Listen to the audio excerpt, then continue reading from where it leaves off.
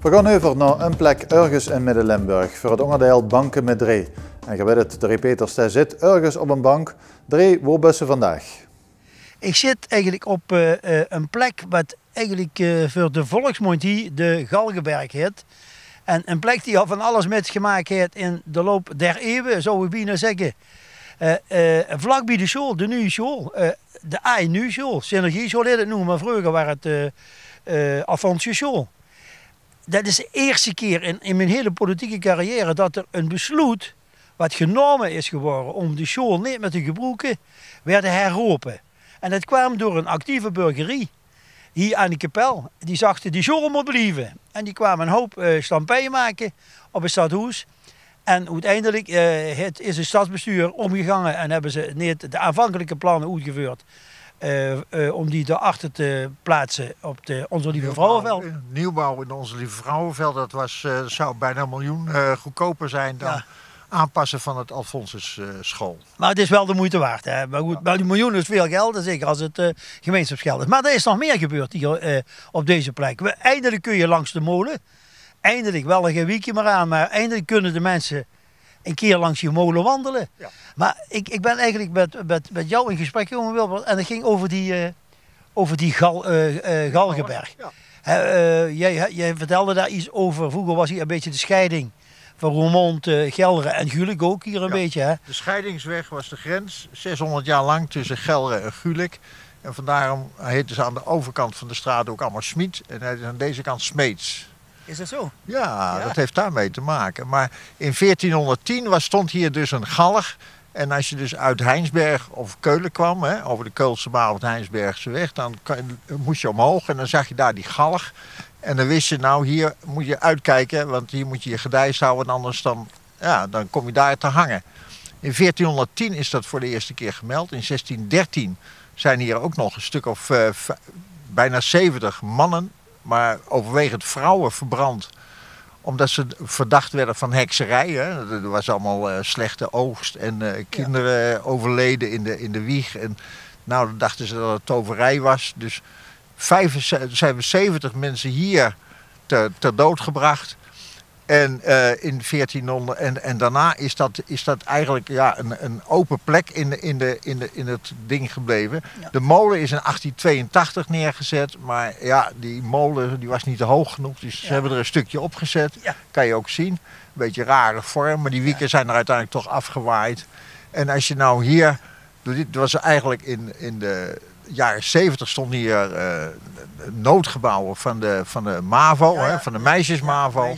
En de andere, die jongens, die zaten daaronder. Ja. Of daarachter moet ik zeggen.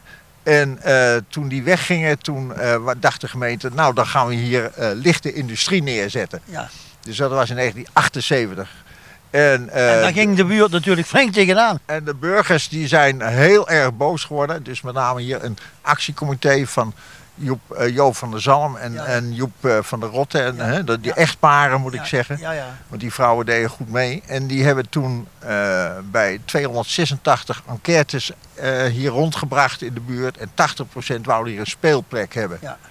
Dus toen de wethouder was maar met moeite anders te krijgen. Je had toen nog onafhankelijk raadslid Drunks. Die zetten. Maar Drunksraad 70, ja. Ja, precies. En zo nog een paar. En daarna is dat plan teruggetrokken. Okay. In 1996 werd dat voor de tweede keer. Probeerden ze hier huizen neer te zetten. Aan deze kant.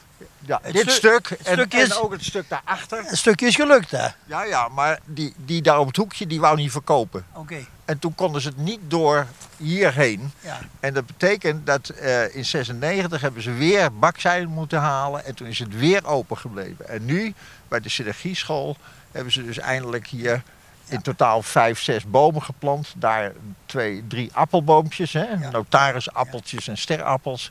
En ja, ik denk dat het voor eeuwig verder, hoop ik. Althans, zolang wij nog leven, groen blijft. Wij zullen dit samen in de gaten houden. Dat is een prachtig, eigenlijk is het een prachtig gebied. Het is jammer dat zo weinig mensen dat weten. Nou, wat ook leuk is om te vertellen, is dus er is een groepje van de school, Synergieschool, die op dinsdagmiddag hier van 3 uur tot 5:30 ook hier in de natuur bezig is. En die hebben dat stukje ingezaaid met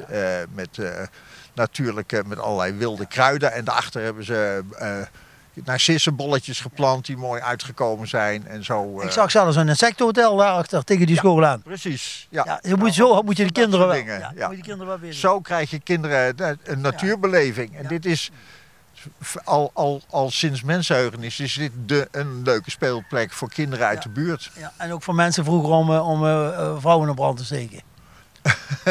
Met de carnaval is dat nog een tijdje gebeurd.